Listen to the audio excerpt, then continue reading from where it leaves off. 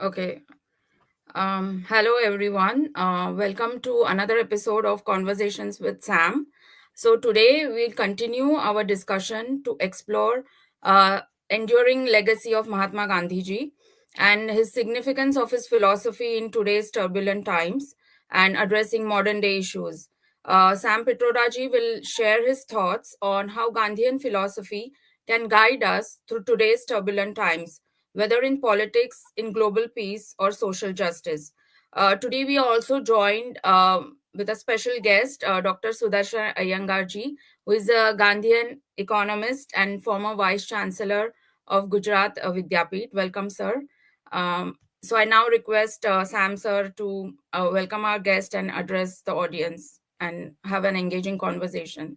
Thank Thank you. you, Priyamvada. Thank you, Upendra. Welcome to Sudarshan Bhai.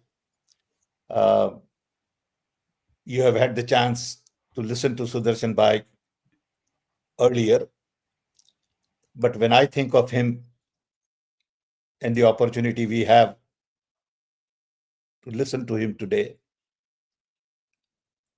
I think a lot about what is going on in the world today.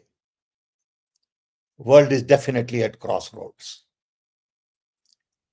I believe we are going through a very difficult and turbulent time, especially with reference to democracy. World over, democracy is basically hijacked. There are different ways to look at it, but what is happening in America is more alarming than what is happening in some other small parts of the world, because America is the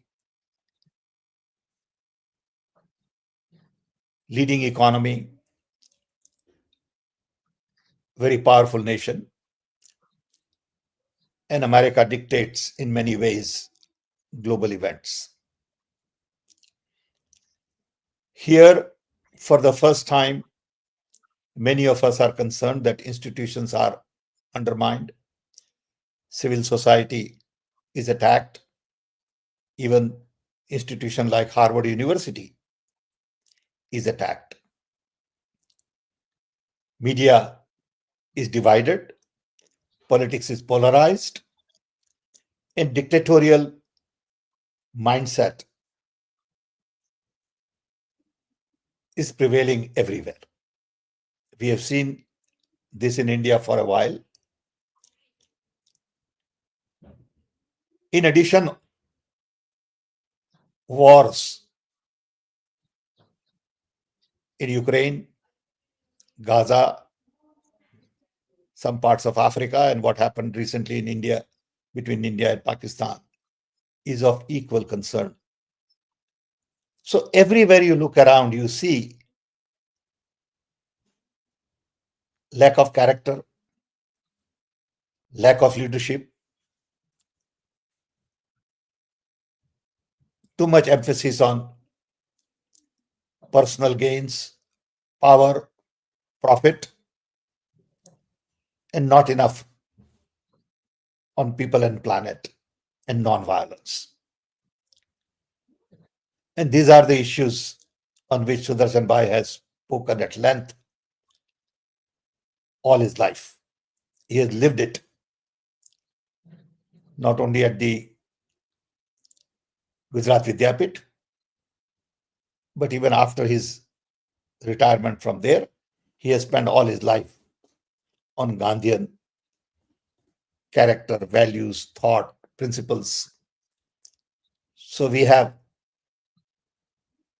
the right person to talk about the relevance of Gandhi today. I see more and more urgent need for Gandhian thoughts all over the world. Gandhi is more relevant today than ever before, and Gandhi is more relevant to the world, not just India, than ever before. So with this, I also want to listen to Sudarshan Bhai, and then we can open up for a broader conversation. Welcome, Sudarshan Bhai.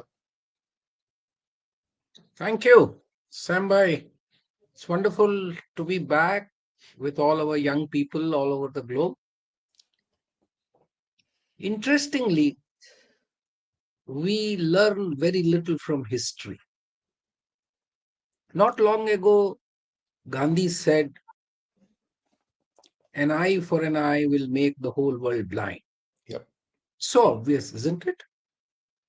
And yet, this doesn't get across. It doesn't get across because dissent is not welcome. Now, can this be a reason to issue a notification to such a reputed global university like Harvard to say that foreign students are not welcome because university is not kind or doesn't fall in line with Israel?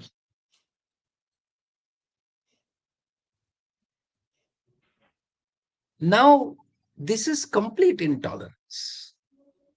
University is a place where every thought is valuable because we do not know what humanity will require at what time. So it is the place where you debate, you discuss, and you do believe that ultimately the sanity prevails. It is that balance, or what we call in Indian parlance, to use this word, that it is a kind of churning of the ocean, samudra manthan, where obviously you get poison and nectar both. So you can't, and you only need a Shiva to digest the poison. It is all symbolic. That means that sometimes there can be opinions which are like poison, but the society must have the capacity to absorb that within, which is, of course, in the form of dissent. I mean, this is not killing somebody, but this is understanding the dissent. It creates tensions. Yes, it does. It happened with Gandhi, not once, many times. 1924 Bombay riots, just after the Khilafat movement. Gandhi may have made a strategic mistake, and let's not only sing praises and do Gandhi Bhakti. That's not the purpose. Understanding the person, understanding the personality is very important. 1932, Gandhi, Sardar, and Mahadev Desai, Gandhi's personal secretary, Yeroda Jail, Pune, they are discussing. What is the point of discussion? Oh, we did not expect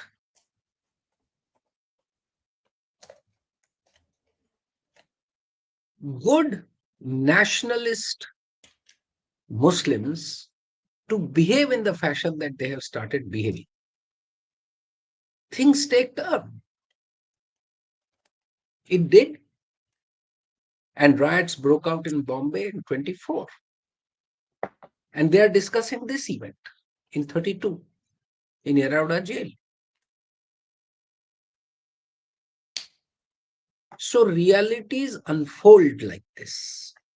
Gandhi doesn't give up his hope.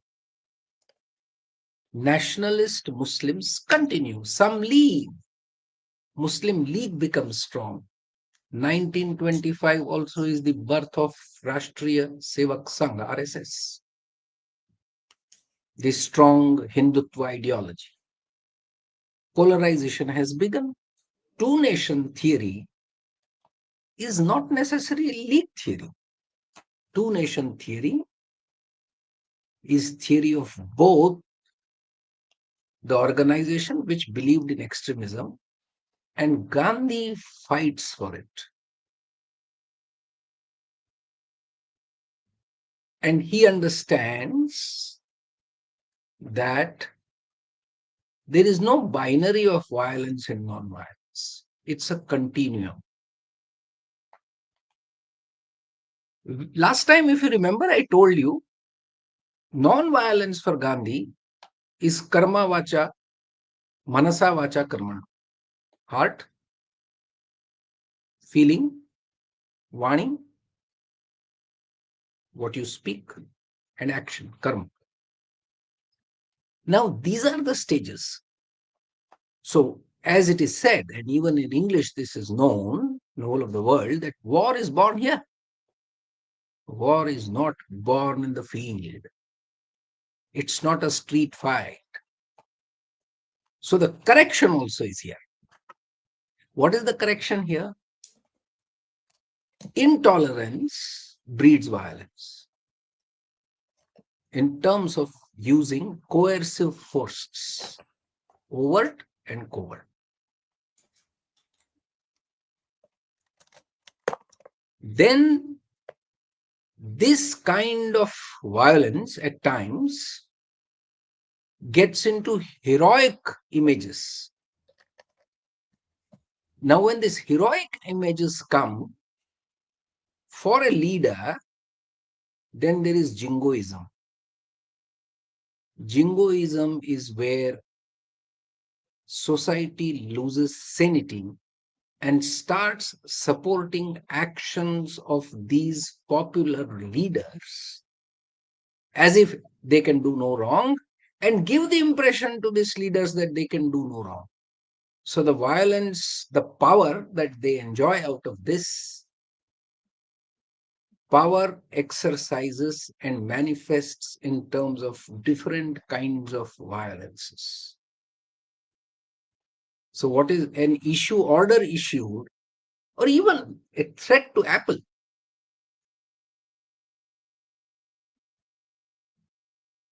Now, this is funny.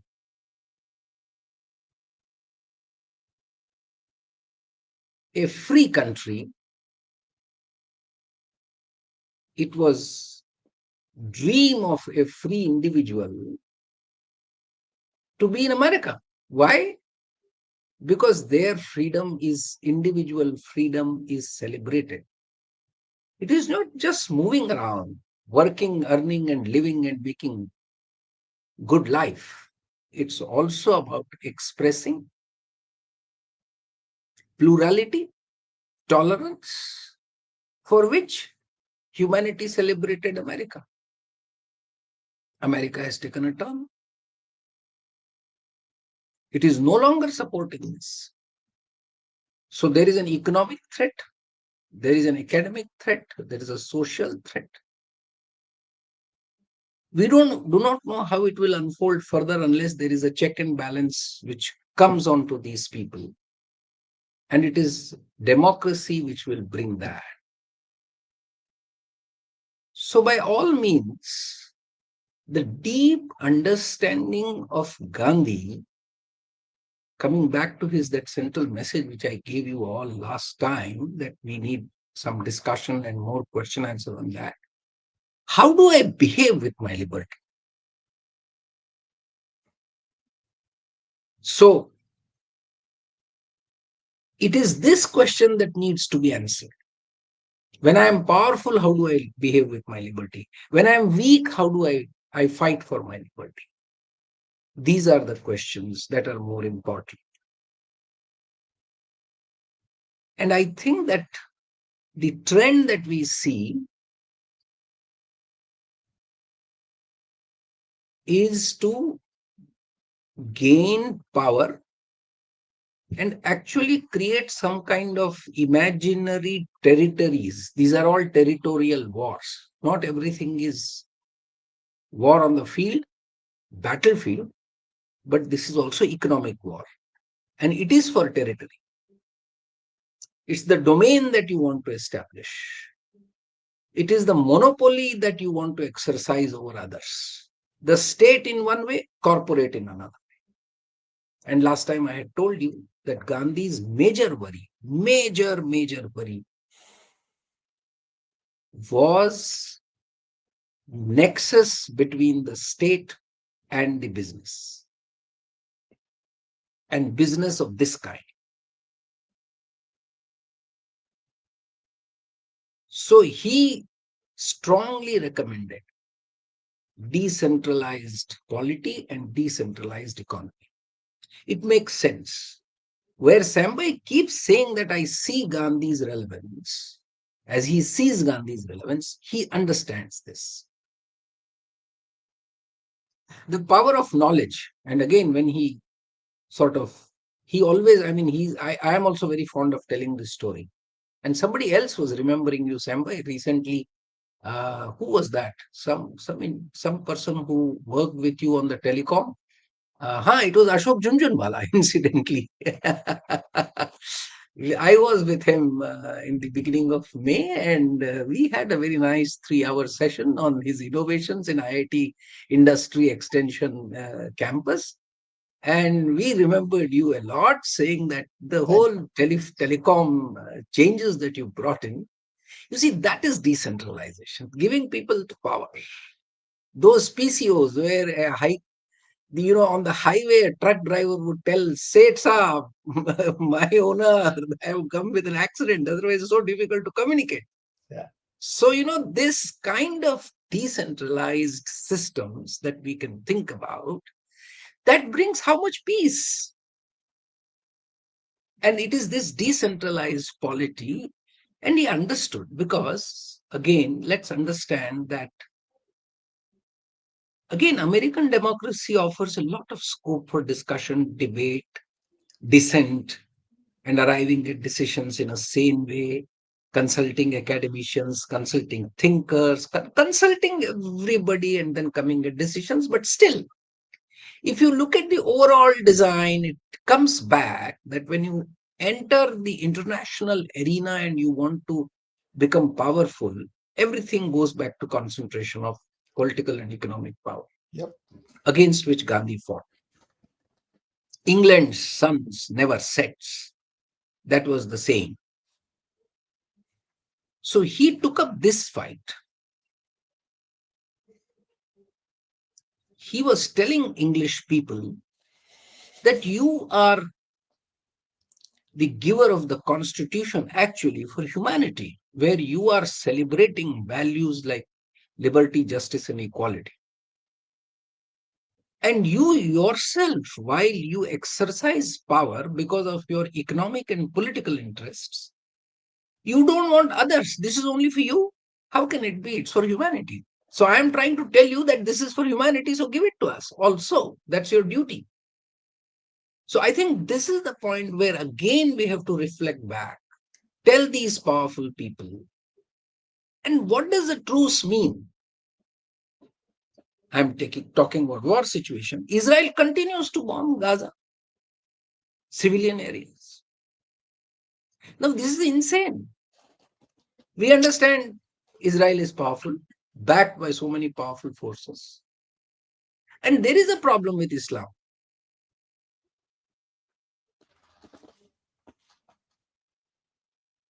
And if Taliban doesn't allow chess as a game because it gives power to intelligentsia, IQ, and your intelligent quotient improves, it has something wrong in its thinking. We have to tell even Islam people.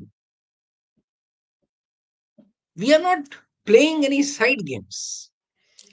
Let's understand. Gandhi was speaking plainly to Muslim people in Noakhali. If you have any misunderstanding that Gandhi was only favoring Muslims, his first attempt to talk to communities in Noakhali, Hindus were suffering. And Gandhi went and walked all the miles, practically alone. It requires a great physical and moral courage to do.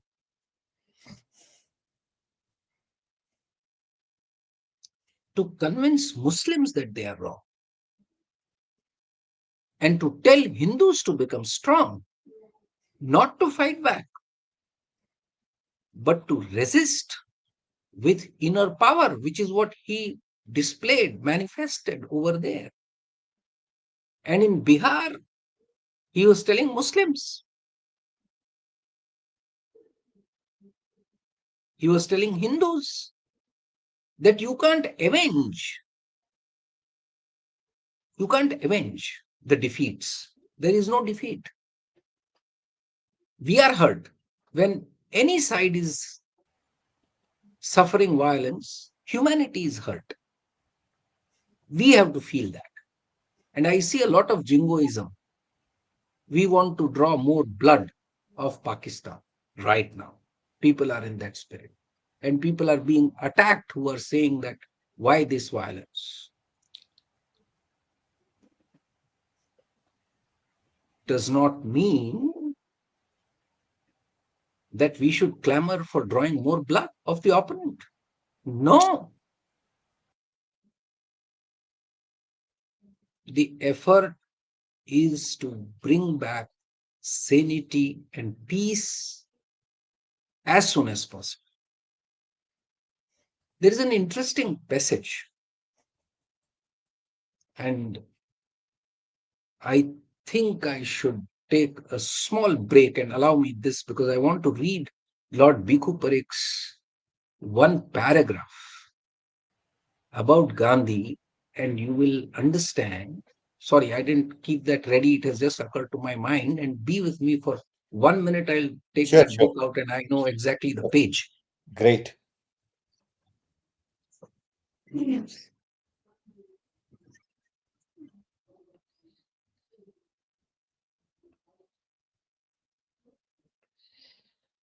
By the way, Bhikkhu Parikh lived in London, great friend for many, many years from Gujarat, um,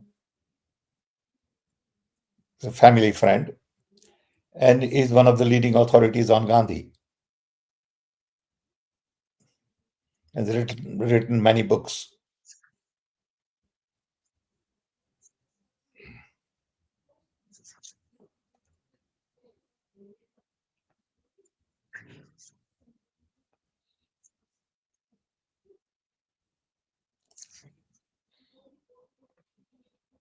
I will read, with your permission. Gandhi knew that violence was drawing closer to him. He's in Delhi. He is trying to speak to people every evening in the evening prayer. 2, 3 attempts have always already been made to kill him. There had been several threats on his life. A bomb had been dropped at his prayer meeting 10 days before his death, and he had refused to be frightened of a mere bomb. He received abusive letters accusing him of appeasing Muslims and calling him Muhammad Gandhi. Death to Gandhi was a frequent chant at some of his meetings, and even his close friends showed impatience with him. He knew that he might be killed any day, but rejected all offers of protection. Indeed, it would seem that violence had not only sapped his will to live, but also created a positive desire to die, a violent death, in the hope that his death might achieve what his life had not.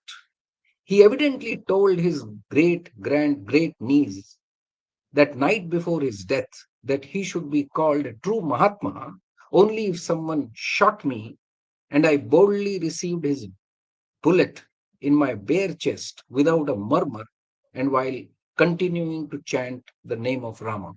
Hmm. The following day, a well educated, highly articulate modernist and militant Hindu who ideologically stood for almost all that Gandhi rejected killed him Yes. after first bowing to him in reverence. Gandhi died instantly, Yeah. allegedly murmuring, Hey Ram. His assassination on 30 January 1948 had a cathartic effect. It discredited Hindu extremists, chastened moderate Hindus, reassured the minorities, and pulled the mourning nation back from the brink of disaster. This is what Lord Bhikhu Parekh has done in his small little book. Very interesting for all of you. I would definitely recommend that who have less time should read Lord Bhikhu Parekh's Gandhi, a very short introduction.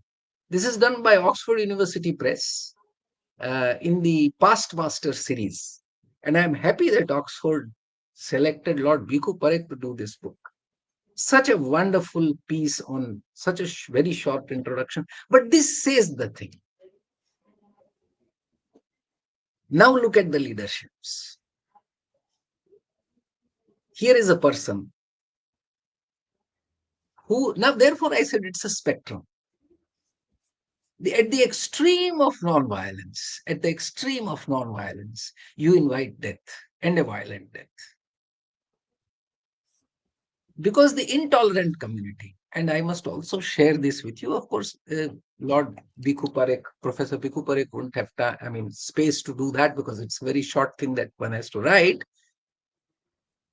Very dramatic thing happened. Nehru, Sardar, everybody was worried the moment the news came. The first to arrive on the scene, incidentally, was Lord Mountbatten. And the first pronouncement which worked like an electric change in the environment was Mountbatten shouted and said, "A Hindu has killed Gandhi."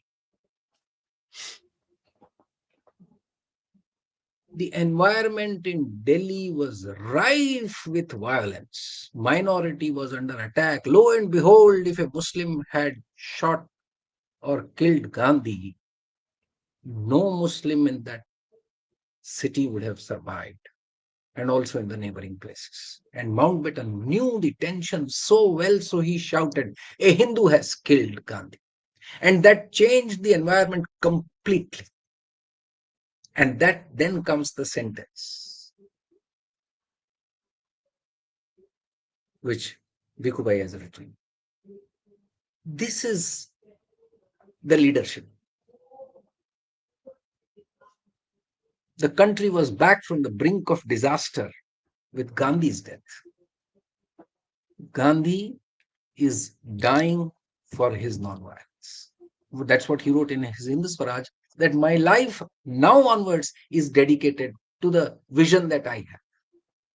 This is what he called Swaraj. That's the way he wanted to live Swaraj. He lived Swaraj and he died Swaraj. That is his concept of liberty. Individual, that is his patriotism. That is his freedom for the country. That is what it is. Now, is this true today? Or we are in great old style pattern, Desh Bachao, Rashtra Bhakta. And if you say something here or there, I'm still waiting for the exact statement. I'm exactly waiting for Ali Khan Mahmoodabad's statement, what exactly it was. The professor at Ashoka University, associate professor of political science at Ashoka University. Indian Express writes an editorial, says that is height of intolerance by the state. Yeah. And yet, Supreme Court reserves and provides only an interim bail.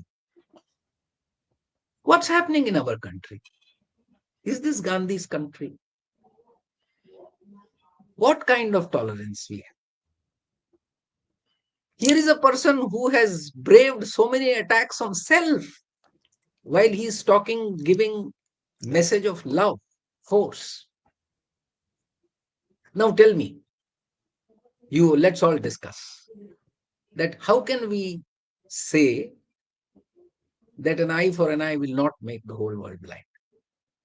And who is taking what defeat is being avenged at what cost? So if I talk about the economics of war, I can explain you as an economist, I can also have a very rational explanation for these wars. And sometimes these wars must take place. Because otherwise, if you don't use the armament industry will die, you see. So you need to use some missiles, some planes must crash, And everything should happen. You should spend some ammunition, armaments, and everything should be destroyed once in a while. You have to rebuild whatever airstrips you destroy so that there is construction, there is more work, there is infrastructure development, there are more orders. So it will go on whether China produces better aircrafts or France produces better aircrafts. You see, this is all also a business after all. Do we see this? Do we see this? That our economic prosperity, unfortunately, is also depending upon the wars. Now, I don't think that humanity should be playing these games when in very recent times there is a person who has unfolded all this, that it's such a useless game that we are playing, such a harming game we are playing. What do we leave for the next generation as a message? Violence, it is there.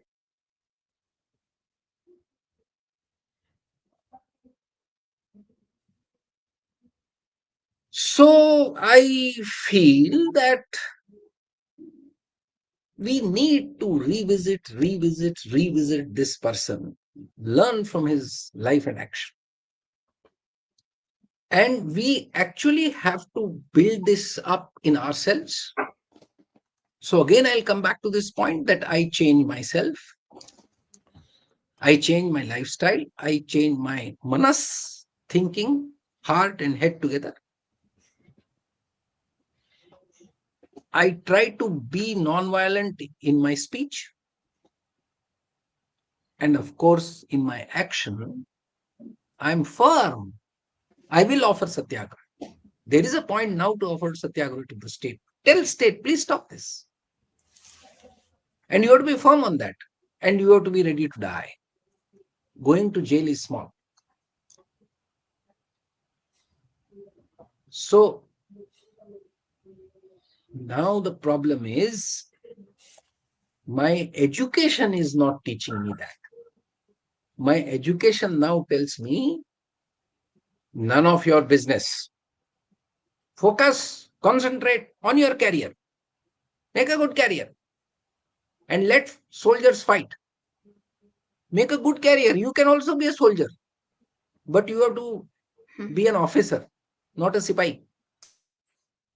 So grow for that. National Defense Academy is what you have to join. Or Air Force or Navy, whatever. You understand this mindset that we have? Good lifestyle, quote unquote. All this is not landing us in problem because then I shut up. I don't speak. I know things are wrong, but I don't speak out. I'm afraid. What am I afraid of? My economic security will go away. I'll lose my prosperity. I'm doing so well. This is the point. So I think, again, going back, let us think on all this. I'm just, see, Gandhi only helps you understand. Ultimately, it's within you that you will have to start a dialogue and debate. Gandhi's life can only tell you what he did. And obviously, I don't want to become Gandhi. I don't want you to become Gandhi. No, not at all. Become yourself, but see who are the other people who have lived differently. And let's see whether we also should think and live in that way in which we contribute to the harmony of the humanity, peace. And that effort is not only by sort of joining peace rallies or talking about peace. It means that I change myself completely, thoroughly, and I express that. It is manifest in my every move, every walk that I make. I think that's what that man did. And for that, he needs a recognition, and therefore, Sambai with all his, Sambai he's lived his life, and he's an innovator, and he's a scientist and a technologist. But yet he's drawn to this. And he's drawn to this, I think, primarily because ultimately people of that ilk all want to see harmony coming in. And there has to be some kind of integrity in the whole way of humanity's living. that we all sort of grow together with happiness, and the prosperity is more of being happy together. So I think I'll stop here and let's open this for discussion. I would not want to go on speaking, but we can do this. Thank you. Thank you, Sudarshan Bhai. It's always refreshing to hear you. And I'm glad you read the paragraph from Bhikhu Bhai. You know, I had a friend in Chicago called Prakash Desai. I don't know whether you knew Prakash. Yes, yes, he is Rauji Mota Club member. Right. So Prakash and I uh, spent a lot of time together. He was a dear friend. I had known him since 1958 in Baroda. And Prakash, as a psychiatrist, wrote a great deal about Gandhi. I have all his writing. Some got published, some didn't get published. And the group that you are talking about, Ravji Bhai, was a group of people like Rajni Kothari, Dhirubhai Seth, um, Bhikhu Parekh, Prakash Desai, Dhaval Mehta, Angat Mehta. These were the people who got indoctrinated by a professor of mathematics. Ravji Bhai was my professor of mathematics, but he was a great philosopher. Yes. So I'm glad you read the paragraph from Bhikhu Bhai. Thank you. Let's open up, Uh, Premada. yes, sir.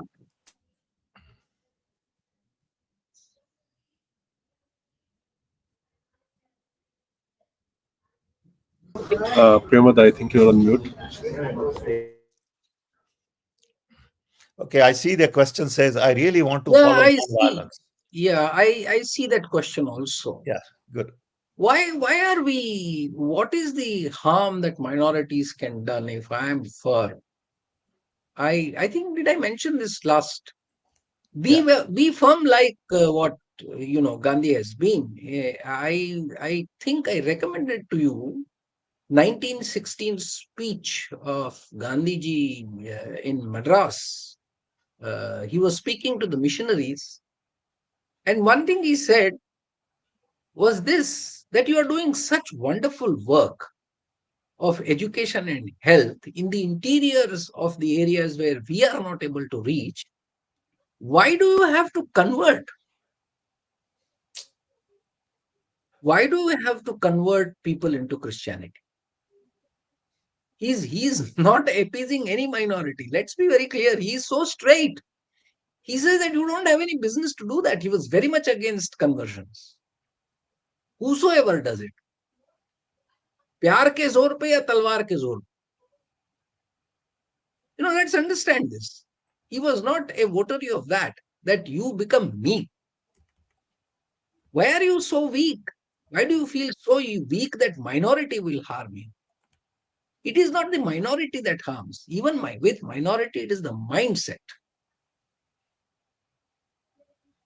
It's the mindset. And we have to firmly fight with this kind of mindset. And fighting is not necessarily being violent, but yes, we will resist. And last time I told you, Gandhi was very clear when Harilal asked him that, Father, if I was present when the Pathan attacked you, what was my duty? He said, the duty of the son is to stop the attack. You have to use your physical force to stop. So we are not saying that, therefore I said that violence, non-violence. There is no binary like violence and non-violence. It's a spectrum. It's continuum. It's how I grow. But when if somebody tries to assault me, if it is Gandhi who asked Nehru to send forces to save Kashmir, that is part of his non-violence. It's not. So please let us understand this.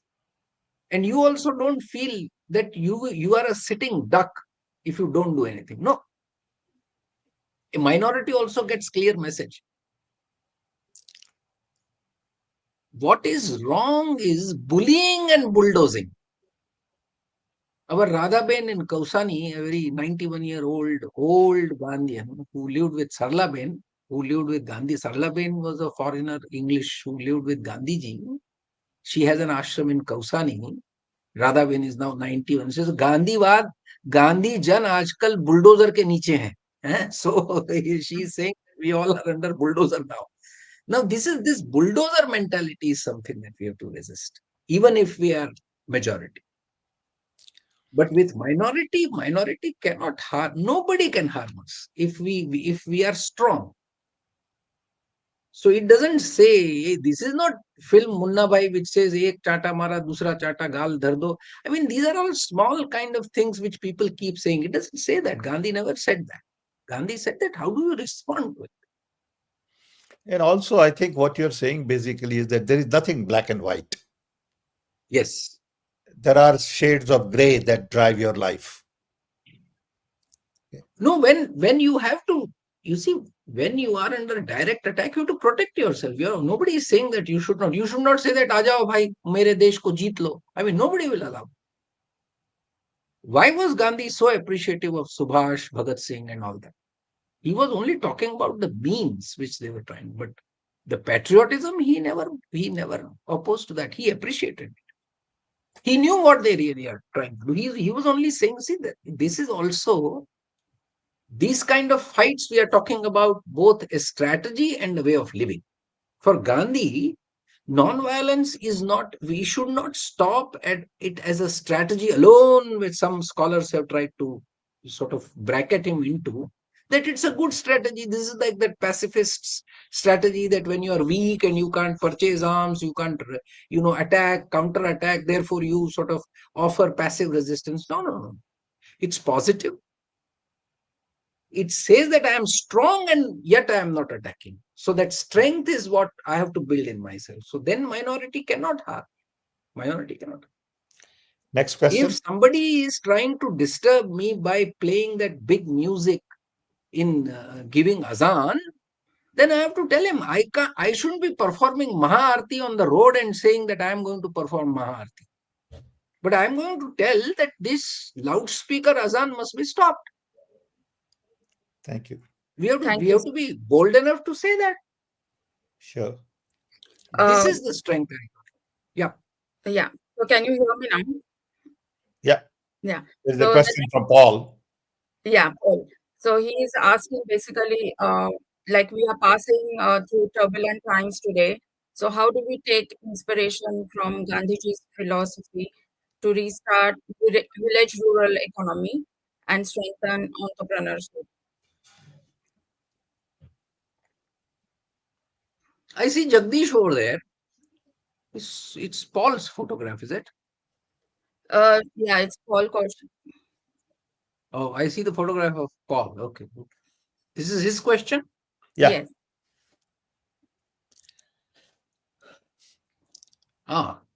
Consumption. Koshiji, it is consumption.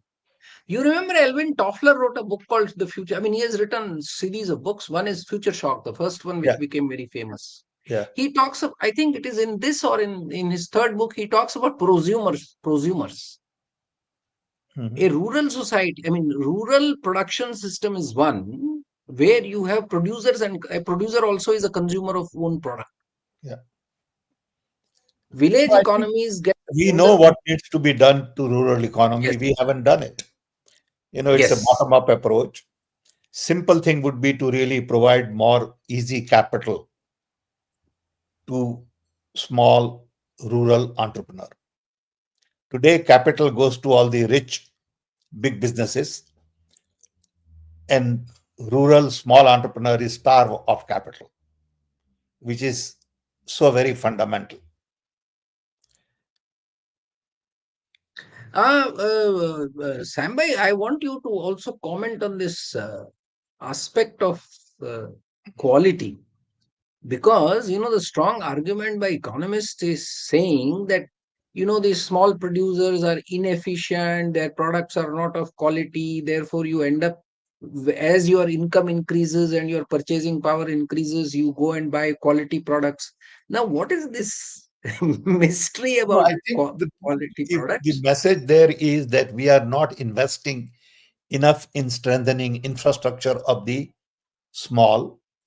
We are not giving them enough training. I mean, quality requires investment. Quality requires training. Quality requires, setting up a good uh, logistics. We haven't done that. How do you expect quality to improve if you don't give them new tools? If you give all the computer aided design to a carpenter, his quality will improve. You give him new tools, his quality will improve. But poor fellow doesn't have money to buy even tools. He still comes to his job with an old set of tools that his great grandfather used in a small little bag. Okay. So it's easy to blame unless and until you provide them support. Quality cannot improve. Okay. Did you happen to visit Kalbag's center at Pabal in Maharashtra near Pune No. anytime? No. Oh, I must tell you, he runs a fab. He started a fab lab with MIT professor. And that I recently, very recently, last few days, I visited. Yogesh Kulkarni is now the director. Mhm. And this fab lab is something that what you are talking about. Yeah. The modern tools and laser cutting, 3D, Exactly. I mean, everything. look at our So, diamond industry.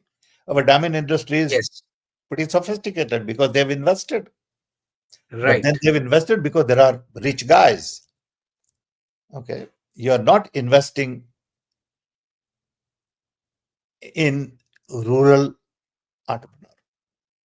That's the basic challenge. Next. So there is a question from Anu. I'll just summarize this question. So basically, he's asking BJP and RSS got into power because of their ideology of hatred. And his question is that Trump reminding USA is founded on Christian principles. Um, is this right or wrong? Basically, all the nations are going towards religion, and nobody is thinking about democracy in general. Well, at the end of the day, we all have constitution. Constitution assures equality. Constitution assures diversity, inclusion, freedom, and we got to follow that. Okay? We have lost track. Okay? We have lost respect for our constitution. And unless and until we fight for it, we won't be able to put it back on track because it could be hijacked.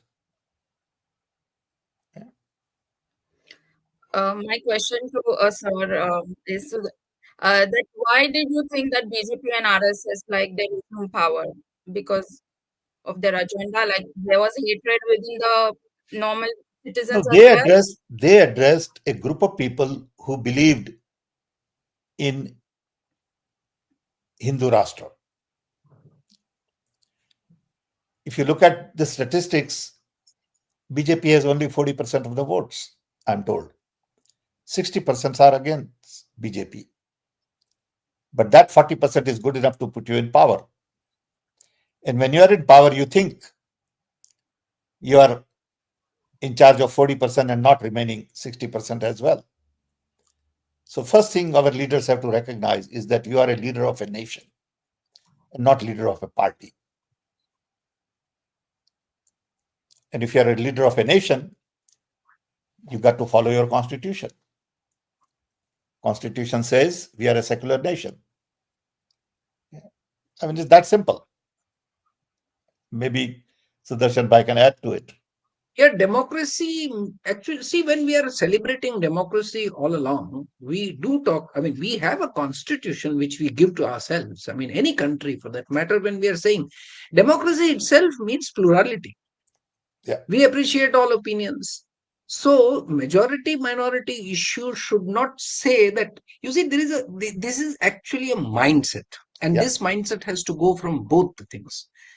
Why did Muslim League come up, and finally why did Pakistan come into place? And why is Hindu clamoring for Hindu Rashtra goes on? It is because the Muslim mindset tells that, oh, we have ruled this country for centuries. So how can we live in this country by sort of being secondary rate or second rate citizens and all? This is not what common people think. This is what a kind of leadership which wants to have political power through various means is trying to think. So was the case of Hindu Rashtra, which was saying that this has been a Hindu Rashtra, but the Hindu Rashtra concept itself had to be understood. Gandhi was telling them that in considering Hindu Rashtra, I cannot ignore 1,000 years of outsiders coming and mixing with us. Ruling is one of the things. So now I cannot simply erase this 1,000 years. And where I feel that now even I cannot make out whether I am in that sense. Suppose, for instance, take our case who are from South. Now, if you go back 1,000 years and more 1,000 years, you will find that there were no Brahmins in South. Aryans invaded, and there were intermarriages. Otherwise, you cannot explain a black Iyengar, right? If Aryans were all supposed to be Caucasians and in color they were all sort of fair and all that, you can't explain. So Krishna comes in. You see, this is the beauty of our fusion. Krishna is not fair. What does Krishna symbolize? It's again the fusion that we are talking. Our stories are mixed stories. So now, I mean, there is a Jesuit father who wrote a beautiful thesis on Krishna and the Christ. You see, it's just comparing these great people, characters, how they all converge. So this history and this kind of fusion of culture should not be forgotten. And Gandhi was only trying to remind us that forget this. And he was telling Muslim brethren also, fine, your Islam is fine. But listen, your Islam and our Hinduism both are made by human beings. They cannot be perfect. So I don't agree with any claim which says that, God only, it is only Khuda which creates Islam and therefore everybody should become Islam, or it is not Bhagwan or, the Atman, Paramatman who everybody should become Hindu or the nation should become Hindu. Religious institutional religion is the bane and not the boon for humanity. However, for ordinary people, this is a necessity. मंदिर जाना है, मस्जिद जाना है, church जाना है, तो ठीक है, जाओ भाई. But state is not involved in this. See, the point which is absolutely clear is this. A democratic state is only looking up at its constitution, which treats every individual under the constitution equal, free, and everybody must get justice. Simple. So let's not get into this, that whether, and therefore rest everything. If Islam is doing it, if it is spreading something like this, ki sabko Musalman banao, that also has to be stopped. And if there is hatred towards Muslim, that also has to be stopped. And if Islam says that sab kafir hai, that also has to be stopped. Although the meaning of kafir is completely different. Meaning of kafir is not what is made out in the usual sense. And also the jihad. You can have a lot of interpretations on that, and very scholarly people who have been understanding correctly that jihad is within, it's not outside. Everything is, I mean, ye sab hai baatein. So I think what is important for us who are actually part of, conscientized citizens of any society, of any country, is this point that religious institutions and individual affair, it doesn't interfere with our political being, and treating the other person politically. It's all equality, justice, and liberty. Absolutely. Absolutely, sir. Good. Uh, Let's quickly go through one or two more. yeah.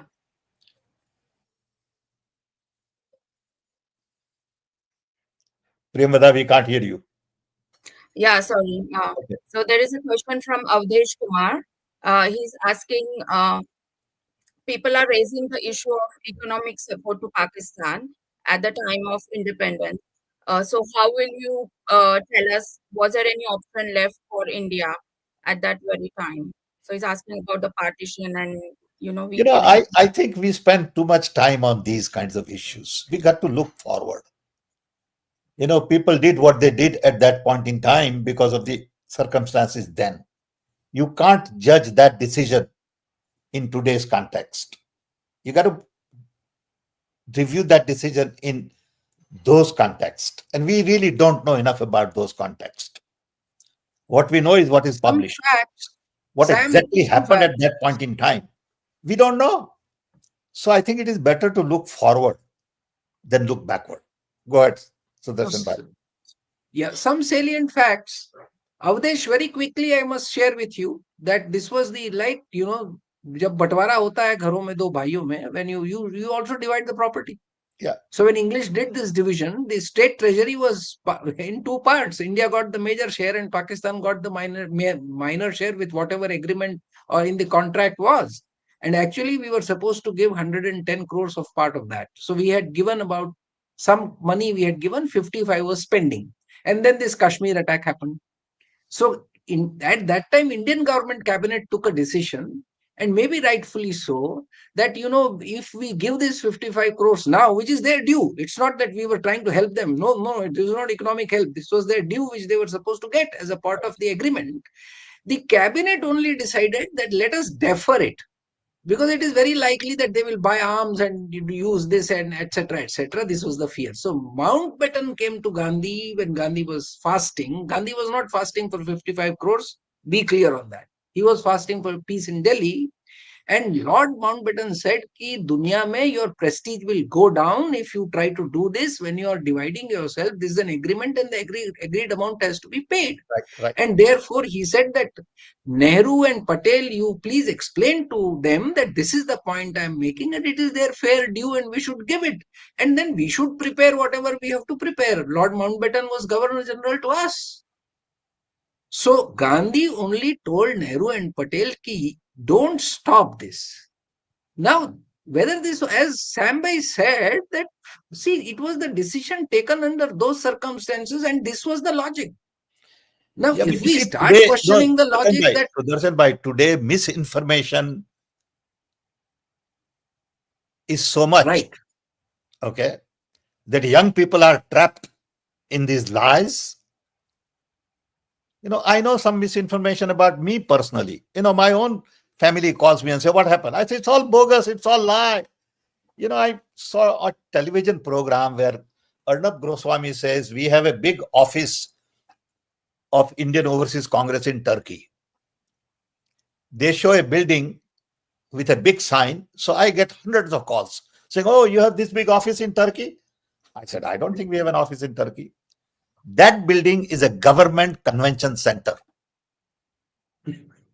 Now, how stupid you can be I know, that you I take a know, picture of a government convention center, put on top IOC, publish it on national TV, and then I get so many calls, I get so many emails. It's all useless stuff.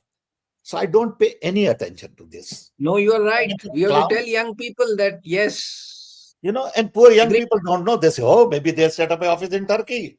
Okay. Why office in Turkey? Turkey is our enemy. All kinds of stupid stuff goes on. It's pathetic. I get so mad. Why should I worry right now about whether Gandhiji gave 55 crore to Pakistan or not? That's not the issue today. That's done. Okay. Right, wrong is different. They all made decision at that point in time. I respect that. I got to move on. True. That's True. why I have eyes in front and not in the back. So I look at front. I look at future. But everybody's hung up on, Shiva did this and this, God did this, and Ram said this. Okay, whatever happened, happened. Fine, respect that. move on. Okay? Absolutely, sir. So Should before we? just ending, Sudarshan ji, if you could want to give Thank you, a message Sudarshan to the Bhai. youth for for We'll have you come going on. again. So don't give up. We will Yeah, get you. No, no, I'm not giving up. It's really Okay, good. thank I'm you. just saying that let me just have a feeling that our young people are sort of into this. They are enjoying and they will ask questions like they have They are been. I am smart. very happy to be They are around. very This is smart. They are very thank you. capable. Yep. I So want them to yes, look yes, forward. I don't sure, want sure, them to look backward. certainly. Okay. Happy We to will join. bother you again, Sudarshan ji. We'll bother you Thank you. again. Sure, Thanks, yes, Upendra bhai. sir. Pendra. Thanks, Certainly. Premada. Thank you. Thanks, Thank you. Thank you. Sudarshan Bhai. Thank you. Thank you. Bye bye.